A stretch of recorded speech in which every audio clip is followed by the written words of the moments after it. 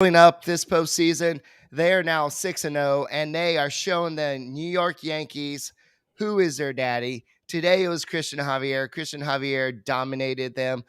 He hasn't made a start in 20 days, and he went out there and made it look like it was easy. He had a no-hitter until the 5th inning, and he just does what he does. And then talk a little bit about the offense, Brett. Oh, man, Chas McCormick, Alex Bregman, Christian Vasquez. I mean, all these guys contributed. Jose Altuve got off the schneid, and he only has one hit, and yet they have 3 games. They're up 3-0 on the New York Yankees, making it look kind of easy. And it's eerie because the boos were raining in New York, and they weren't at the Astros. They were at their own players. I think Aaron Boone, if the Astros sweep, will manage his last game on Sunday, October 23rd, if the Astros close things out. Let's talk about the Astros and what they're doing on this historic run on this edition of Locked On Astros. Hello and welcome to Locked On Astros, your daily Astros podcast. Here are your hosts, Eric the Man Huysman and Brett H-Town Wheelhouse Chancey.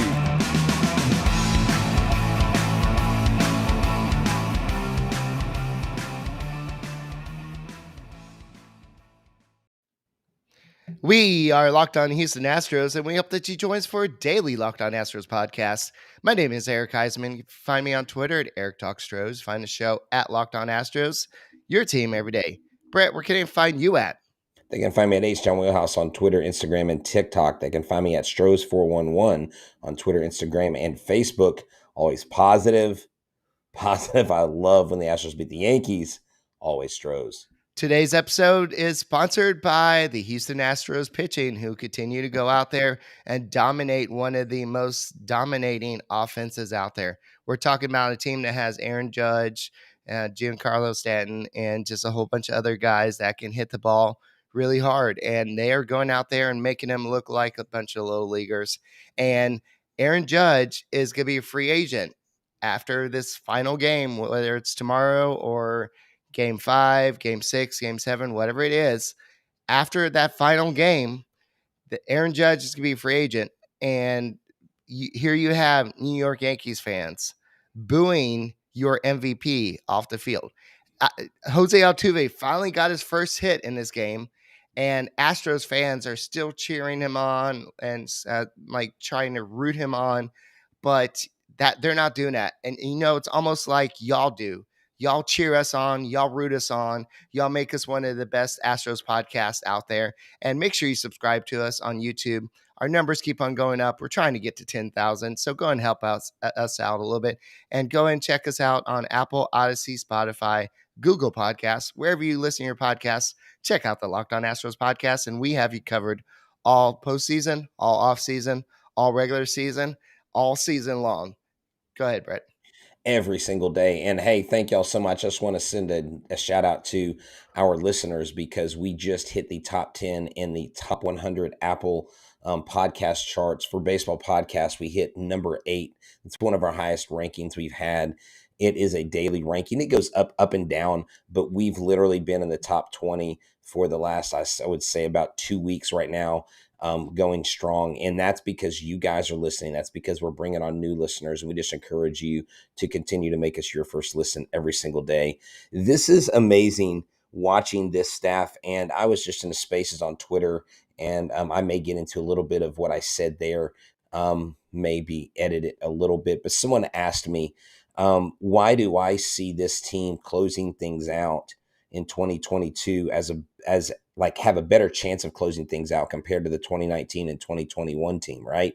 And it's simply because of the pitching, Eric. It is the pitching. Cristian Javier dominated this team in the middle of the season with the combined no-hitter with 13 strikeouts and 7 innings. And I said he needs to come out and replicate that. And I thought he could. But sometimes baseball happens. And a pitcher that sometimes dominates a team in one start goes out and maybe falters a little bit. When Garrett Cole gave up that 2-run shot to Chas McCormick, that's when I knew things were going to go the Astros' way because you've got their ace. This is their horse. He's their thoroughbred. He's their Clydesdale. He is the one that has the most strikeouts in the American League, but he's also given up some of the most home runs. I don't know if he's the very top, but he's top 3 at least. And when you throw a knockout punch to Garrett Cole and the New York Yankees in the Bronx, when they could have won this game, they could have started hitting when the Astros weren't scoring, they could have scored. They could have gone 2-2, but Aaron Judge, just the pitching is elite. Cristian Javier's stuff is elite. And that is the storyline here. And even Hunter Brown, I want to talk about him later in the show, but what a great job by him. All right, so Wynn was out there. He always goes to a lot of the road games, and after they took out Garrett Cole, all Yankees fans were booing him, and it's hysterical. This is your ace. This is a guy you paid millions and millions and millions of dollars to watch pitch every day, and yes, he basically helped you get to this point in the postseason, and now you're booing him. And I understand Yankees fans are a different breed, but this game, and then Harrison Bader. This was a guy the Yankees went out for his defensive ability, his ability to make the plays out there in center field and to possibly hit well against the Astros. And he's kind of slowed down a little bit. He did get a walk and a hit today, but that play where he misplayed the fly ball that led up to Chas McCormick's home run, that was the turning point in the game, because otherwise we may have not gotten to that point. And yes, a lot of Yankees fans are like, yeah, you hit it to the shortest part of the ballpark. Well, so Aaron Judge could have done that today. Stanton could have done that today. Bader could have done that today. Donaldson, who's done nothing in the series, could have done that today.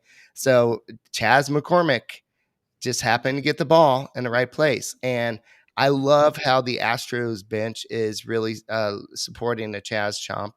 And it's something that they're all kind of, it's kind of bringing team together. This is something that Dusty Baker brought up. Somebody said, well, what is it like managing a team? And he said, well, the Astros have a great team chemistry, and we're seeing that right now.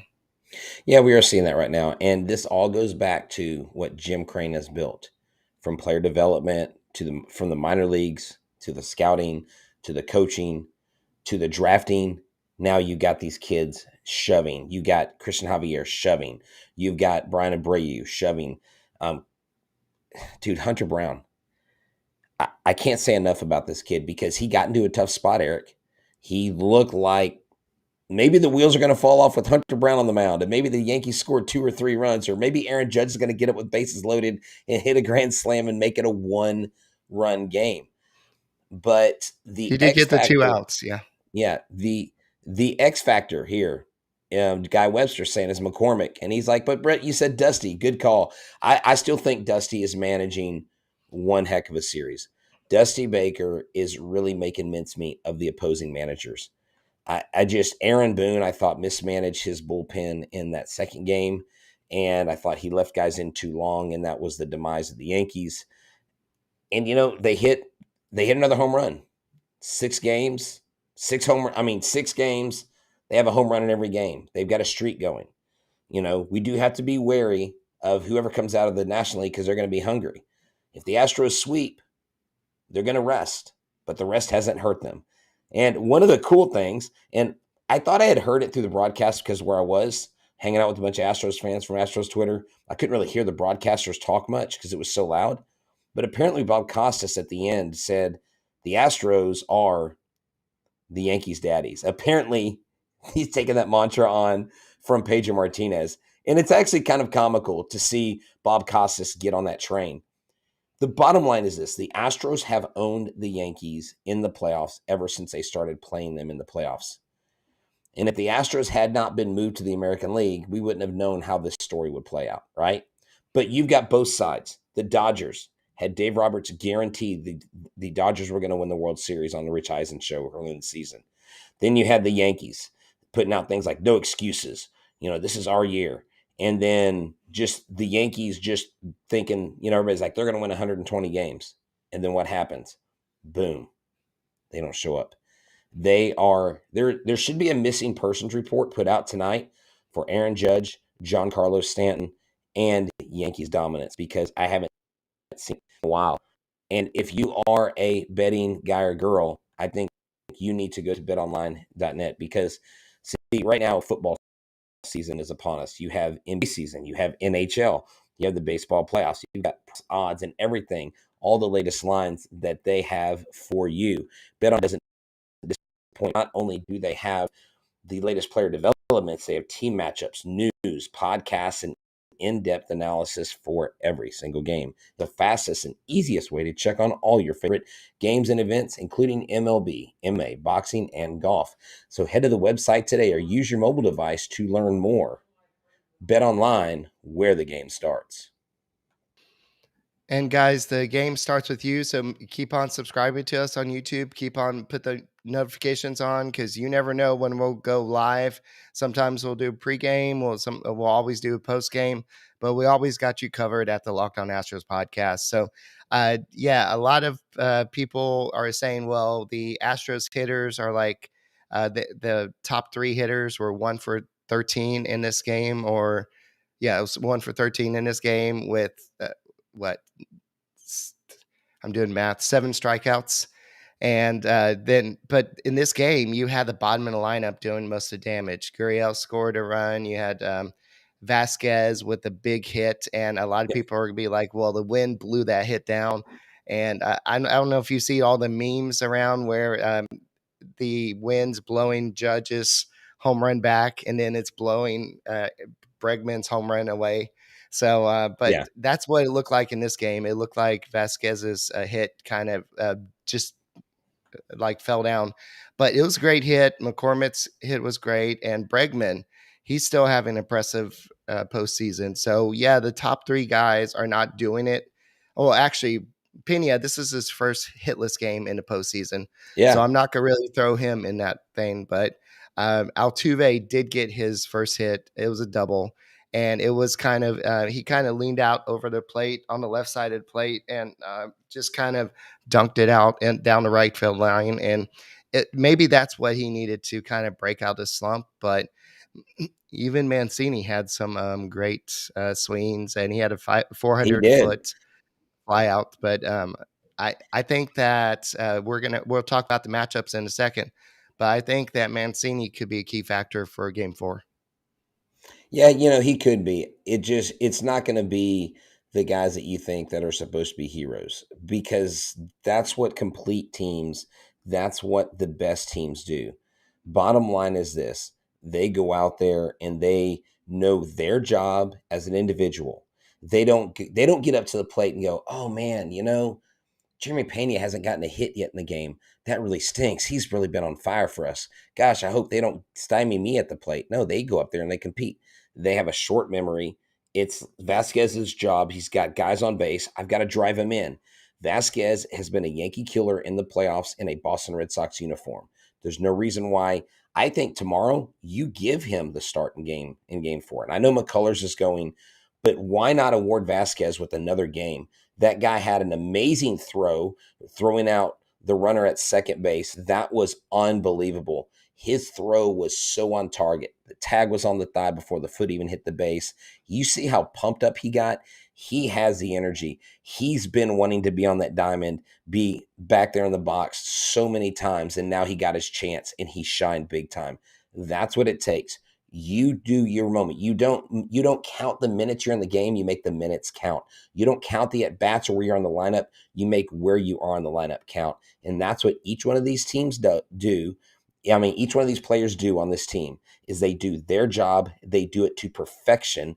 And if they don't, there's someone to come up behind them, next man up, and that's how they roll. Going back to somebody in the chat earlier mentioned, well, why bring in Hunter Brown in this situation? He walked 2 batters, and he looked a little bit wild, but he did get the 2 outs. But if you remember, Rafael Montero was already ready at the start of the inning. So Dusty Baker was like, okay, we have a 5-run lead. We got a rookie who hasn't really pitched. He's pitched in the ALDS, but ALCS is a different animal. So let me have somebody up just in case he comes unglued a little bit. But to his credit, he didn't allow any runs. He walked the first 2 batters. They weren't even competitive at bats. But he didn't. Then he did settle down. A runner advanced on a sacrifice fly. That was the Yeah. first time the Yankees player had reached third base the whole game. Wow. And was that seventh, eighth inning? That was just crazy. And just think about that. The Yankees almost got one hit, but Well, I think Hunter Brown in that situation was the right move. Who knows if you're going to need him in tomorrow's game in a closer game? So get him this situation right now. Get him that butterflies out. I know he's already pitched in playoffs, but the ALCS is a different animal. It's going to be the same thing for World Series. We have to understand how young he is.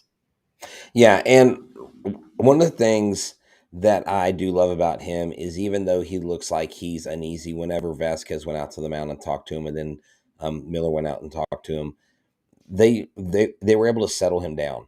These are what we call big boy moments. These are moments that grow you as a player and as a professional on the mound. And I couldn't think of a more perfect rookie on the mound to do it than Hunter Brown. I've seen him pitch many times this year in person. I've talked to him, had several conversations, and just his attitude and the way he carries himself. I had no doubt that he would come out and doing more good than he did bad. But Eric, I do want to touch on something. I want to backtrack just a little bit. You had talked about the Yankees offense and how we've basically been able to, shut them down. They have a powerful offense.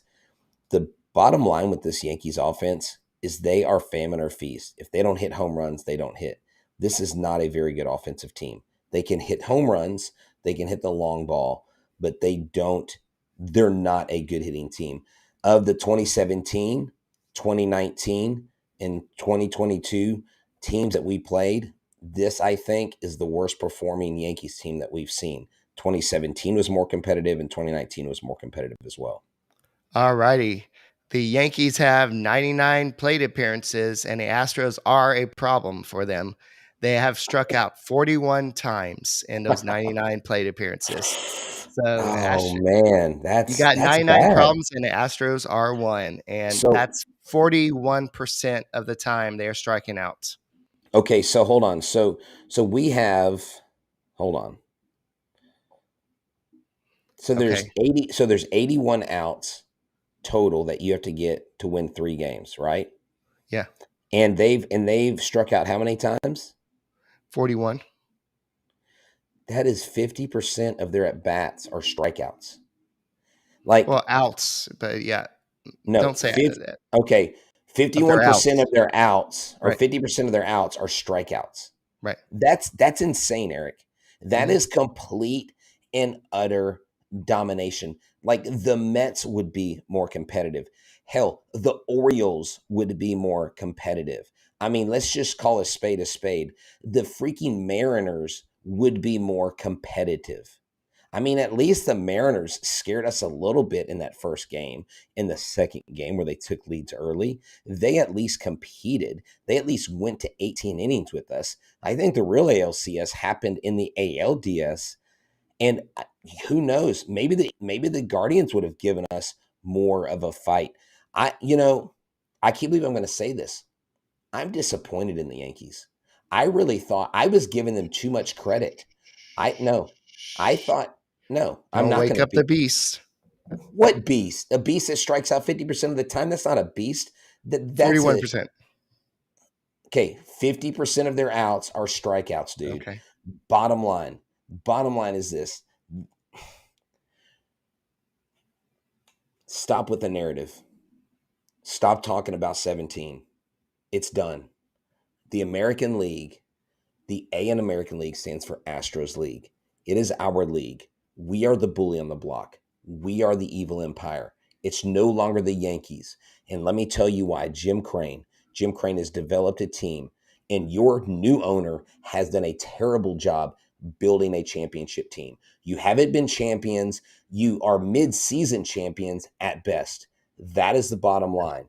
And so keep talking about your 27 rings because nobody cares. It's like a kid who shows me all his perfect game rings. Like, I don't care. You're 12. I don't care about those rings. I want to know, what have you done for me lately? The Yankees have done nothing. Your own fans don't even like you. Aaron Judge has probably gone to San Francisco. And I mean, Aaron Boone's probably gone after this season.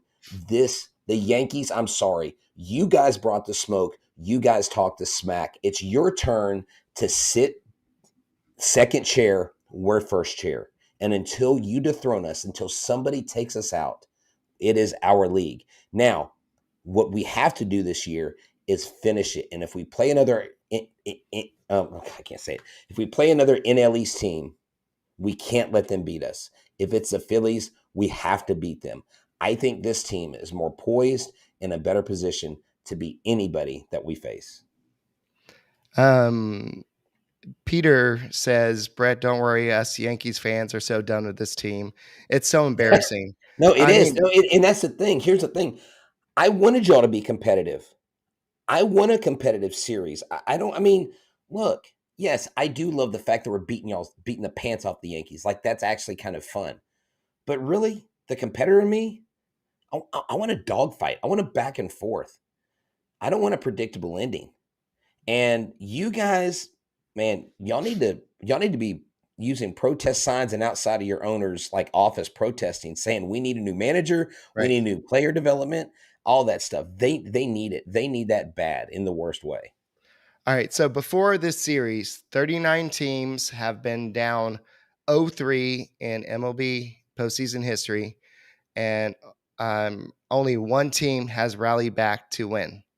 That was the 2004 Red Sox that rallied back in the ALCS, and I believe that was the basis of the movie Fever Pitch. And so the whole comeback, and then what's his name? The main character, I can't think of his name. Jimmy Fallon. Yeah, Jimmy Fallon was like, I can't believe I missed that comeback because I left. Oh my God, I missed it. And Right. so, but so one team has come back from 0-3 to win a postseason series. Does that mean it's no? But that was Eric. But that was a good team. That was a good Red Sox team. This is not that Red Sox team. That is apples and oranges. It would be an absolute miracle, and it would be the most epic failure of any ball club if the Yankees were to come back. I'm just telling you right now, the Yankees aren't coming back. The Yankees, we need to start digging the grave right now. I'm not putting them in the grave yet, but I'm digging the hole to put the New York symbol in the ground because they are done. They're toast. Put a fork in them. They're done. All right. So there are several teams. When I say several, there's about, 7 teams before the Astros to have started the postseason 6-0 to win the first 6 games. I'm going to go and read the first 2 because the other ones are kind of discouraging. So the 1970 Baltimore Orioles, they won the first 6 playoff games, and they went on to win the World Series. The 1976 Reds, they won the first 6 games and went on to win the World Series. The other ones did not. Do you want me to list out the teams? That did what? That did not. They won the first 6 games of the postseason, then lost. Sure. I mean, you can. I don't care. So the 2007 the 2007 Rockies, they lost the World Series. The 2014 Royals, they lost the World Series. The 2016 Indians or Guardians, I think back then they were still called the Indians. They lost the World Series. And the 2017 Dodgers lost in the World Series. And then the 2020 Braves lost in the NLCS. And I can find a flaw and a reason why all those teams lost. And I could look at their pitching staffs, Eric, and none of them come close to what the Astros have. And that's what I honestly think separates them. Because none of those teams could survive someone like a Jose Altuve going over. No one could survive a Jeremy Pena having a game over. No one could survive the only thing Jordan Alvarez does is get hit by a pitch and doesn't do anything at the plate. Those teams were very dependent on 1 or 2 players, and when they didn't show up, and yes, the We Want Houston chants where I was watching the game, Little Woodrow's downtown in Edo. Let me tell you, the We Want Houston chants were raining. The Yankees suck chants were raining. It was a fun atmosphere. Don't let Bob Castus hear that. Oh, well, why? He was after game 2, he was like, He was like really acting like, oh, should they be saying that? That's kind of disrespectful. Oh, But okay, okay. Hold on. So Yankees suck is worse than F Altuve. Has yeah, he ever I'm like, said that's disrespectful? Come on, right. bro. Like, really? Anyways, I didn't know. I wasn't in a place where I could really hear the crowd. Were they chanting F Altuve today? I was actually at a pumpkin patch, literally like this, watching Oh, around. So, well, you're like no help. Hey, all the guys were someone, looking at me like, "That's the man right there. That's the man that he's got the game on." So, someone tell me in the chat because I could not hear if they were saying it. Muhammad says yes, they were. I mean, look, I get it. It is what it is. But Altuve got a hit. He got off the schneid. But you know who's not happy with just getting one hit? Jose Altuve. You know who's not happy with going 0 for 25? Jose Altuve. And he's going to grind. Let me say this: the first inning, Cole looked. I was like, oh my gosh, he's gonna dominate this game. The pitches that Altuve and Pena both swung at, those were terrible at bats. right. Those were terrible at bats.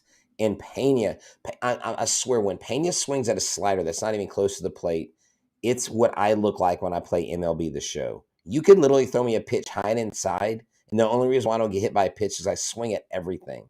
I cannot judge a baseball in a baseball game to save my life. They were literally swinging like I play MLB The Show, which is not very good. Speaking of which, before the show, I was thinking the way the Astros are pitching, especially striking out batters, it's almost like you're pitching in a video game. You know how sometimes you find a way to cheat out the robot or I Right. don't know what you call them, but the computer players, and Yeah. so it's just amazing how good this pitching staff is. And yes, I think this pitching staff with very limited offense can take this team all the way. Now, if we see a little bit more consistent offense like we saw today, that would help. But definitely, you got to get Jose Altuve going. You got to get Alvarez going again. He hasn't really done much since the first two games of the ALDS. He did have a double the other day, but Yeah. I'm not worried about Alvarez. I'm a little bit more concerned about Altuve. It seems like the whole team is rallying around Altuve, and I I don't know if you noticed this, but as I was walking around the cornfield in a corn maze today, I saw some Yankees fans like telling them, "Stop booing, stop booing. You're gonna make him get hot." But the Yankees fans were still booing, and that's just what they do. And so, And that's fine. Hey, we boo Aaron Judge. That's what you're supposed to do. You're not supposed to like the other team. It's not supposed to be nice. You're not supposed to welcome people into your ballpark. You're supposed to make them feel uncomfortable. I mean, that's why the Rangers in their old stadium, the old ballpark at Arlington, they will tell you on the tour that they put the visitors dugout right where when the sun goes up and over the stadium, it shines into the dugout and it's hot as hell in that dugout, in the visitor dugout. And that was done on purpose. You're right. supposed to do things. You're supposed to have a home field advantage. But this team, it doesn't matter whether they're indoors or outdoors, they find a way to win because they are that great. And there are times in sports history where you have teams that put it together and make a run. And at the end of this run, whenever we get to this into this utopia, whenever it ends, we're going to look back and go, people that didn't recognize this as a dynasty were foolish, because this, for all intents and purposes, is a dynasty. You don't have to win the title every time. But when you're this competitive and nobody can even match you, it's a freaking dynasty, period. Yeah, so let's go on to game 4. This is going to be tomorrow, which is Sunday. I'm losing track of days. We're doing podcasts every day, it seems like. But they're going to be facing Nestor Cortez. They have actually hit him very well. They're 1-1 in his career against him, 8.04 ERA. And let's look who's had success against him. Jose Altuve, homer. Alvarez, homer. Bregman, homer. Gurriel, homer. Trey Mancini, homer. Trey Mancini has a career 856 OPS and 9 at bats. Granted, still a small sample size. And then you also have Jeremy Pena with 1 hit and 2 at bats. And So then you Alvarez and Bregman and Dubon's small sample size again are batting 500 against him, and Christian Vasquez is batting 429 and 7 bats with 2 RBIs with a OPS of 1,000. So put it all together against Nestor Cortez, the Astros have hit 5 homers, 14 RBIs, batting 315.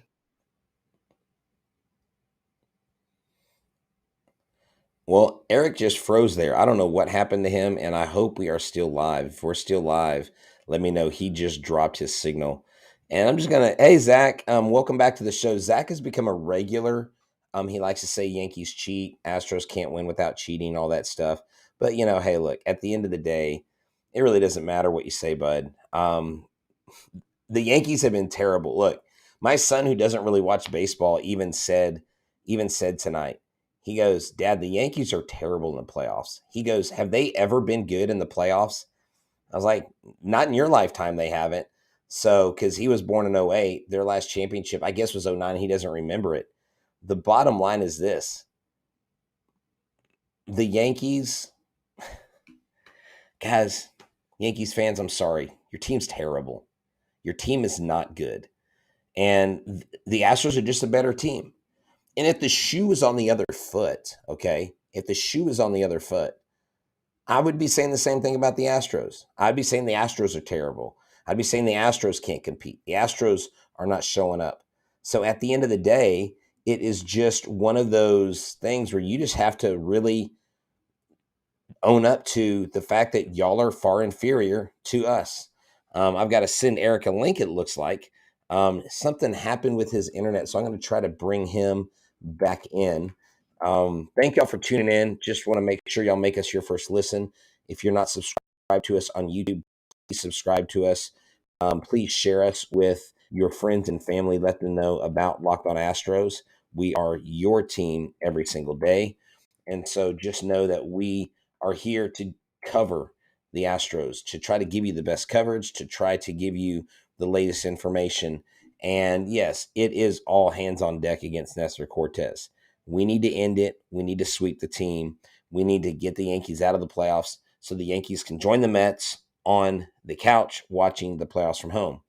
And then get ready for, who knows, the Phillies, the Padres. I still think the Padres steal one in Philadelphia and they go back. And I think the Padres may end up getting them. So with that being said, you have Lance McCullers going. I'll be real honest. I don't know that I believe the Lance McCullers story. I don't know that I believe about the whole bottle thing and all that stuff. But whether that happened or not, it doesn't matter. And I met so many people tonight who are enjoying this playoff run, who are just like, they're like, do you realize how good this team is? And that's my whole point. This team is so good, Well, Zach, then you probably hate the Yankees teams that won in the 90s and the early 2000s because you had a lot of teams that basically cheated their way and they used steroids. And so they were cheaters just like you were, just like you say we were in 2017. So I'm sorry, but look, dude, I'm going to try to bring Eric back in. Eric, let's see what you got. I don't know. You're actually really, really slow right now. Okay. I think Rob Manfred was trying to silence me. Okay, go ahead. Can you hear me? Yeah, but you're delayed really bad. Okay. All right. Just go and finish. Yeah. All right. All right. So I'm going to go ahead and wrap it up. We're at 34 minutes. I have to edit some of this out on audio, so y'all probably won't hear me saying this. But thank y'all so much for tuning in. I'm not going to worry about Zach. If he keeps it up, we'll just mute him. And if he keeps it up, I'll just ban him from the channel. We don't have time for that. You're welcome, sir, to join the conversation. But when you come in with tropes and red herrings that hold no water or factual evidence, then you can move along. and just prepare for next year. Hey, there's always next year, kid. So just know that the Astros pitching is dominant. We appreciate every one of you watching Locked On Astros. We appreciate you listening in your car. I know I've met recently a lot of Houston police officers, and thank y'all for making us your first listen. Thank you as you're cruising around and being first responders and putting your life on the line for us. We appreciate you so much. So thank y'all to everybody. Thank you for the cap. Yes, this was from Big City Hats. Someone from there reached out to me, sent me this lid. They asked me, I requested the Starry Night, and they sent it to me, and I really appreciate it. So go check out my guy Explicit Link on Instagram. Check out Eric Huysman on Twitter, Eric Talks Stros. Check out, he also does Talking Stros with Gallery Sports. You can check me out on Instagram, on Facebook, and on TikTok at H-Town Wheelhouse. You can find the show at Locked On Astros. And remember, we are your team every day, and we'll be here tomorrow for another edition of Locked On Astros postseason. Let's go get the sweep. And as always, bury me in the H. Go Stros.